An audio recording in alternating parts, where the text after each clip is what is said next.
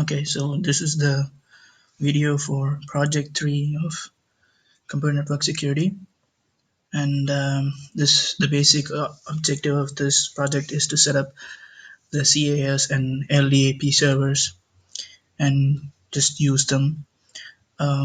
For task 1, uh, the work that I did was I installed Tomcat and created a key using the key tool, and then copied the cas.key store to etc/tomcat7, and made some changes to the server.xml that is enabled TLS and prevented client authentication that would not require the client to authenticate itself using a certificate. I also downloaded JC CAS and unzipped the CAS server and copied the WAR modules to the web apps subdirectory for Tomcat 7. Finally, I restarted Tomcat 7 and made some changes to the IP tables. I'll just quickly show you what I did.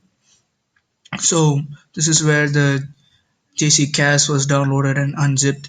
If you can see here, inside the modules,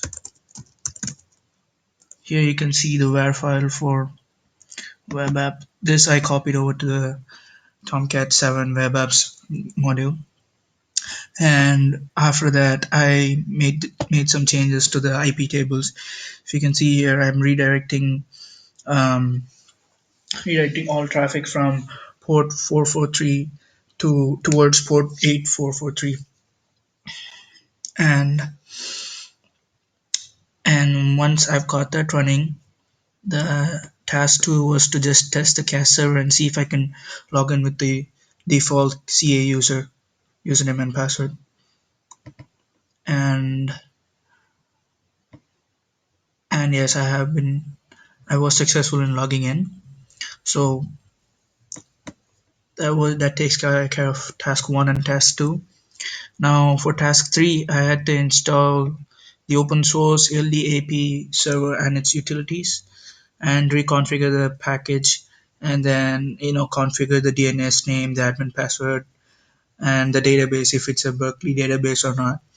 And there are a couple of other options that I did as mentioned in this document.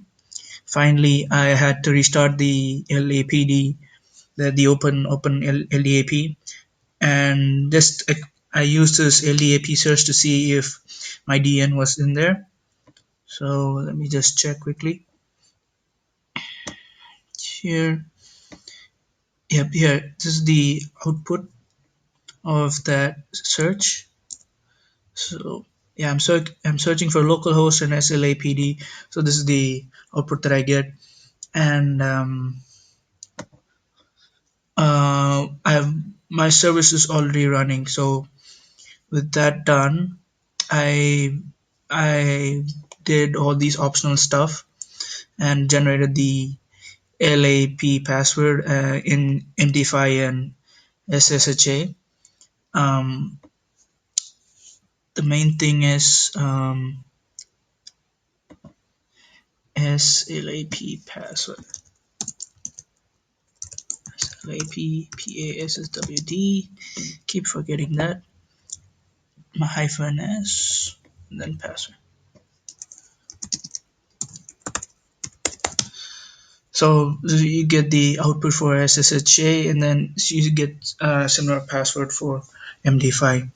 Now, with that done, there's a simple use case where we can use the PHP script to just go through all the connections using the for loop, and this is the script, the PHP script, and the output is here. Yeah, so you get multiple entries, with the GID number 1000 and 1001. Now with that done, the next task was configuring the CAS client. That would be the VM web server. So I would have to install basically, XAMPP, LAMP, the Apache, MySQL, PHP, and along with that, I need to install PHP CAS as well. So installing Apache 2 was pretty straightforward. MySQL server as well. I've got the MySQL status here. So it is running, and similarly, I have been able to install PHP. I was able to check with this PHP info. Let me see here. Let's see. The PHP info can be reached um, by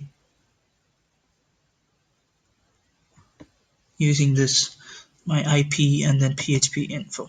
So it's the 2 PHP.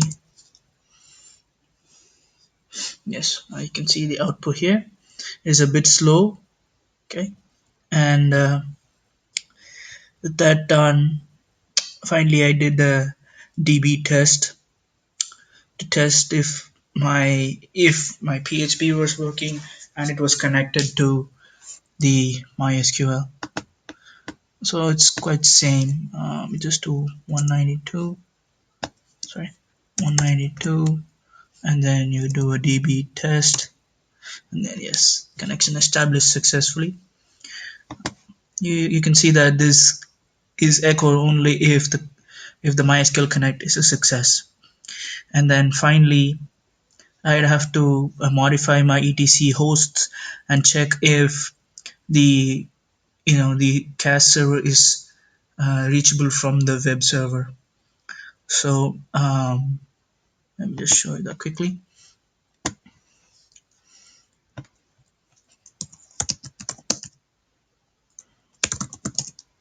So if you can see here, this 192.168.0.2 and the host name is Jason1. With that done, I was able to access the CAS server and log in.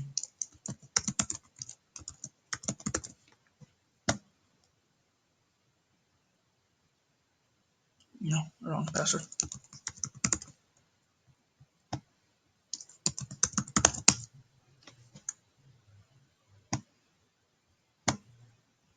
Yes, it's taking a while, but I was able to log in. And yeah, that's it. Thank you for watching.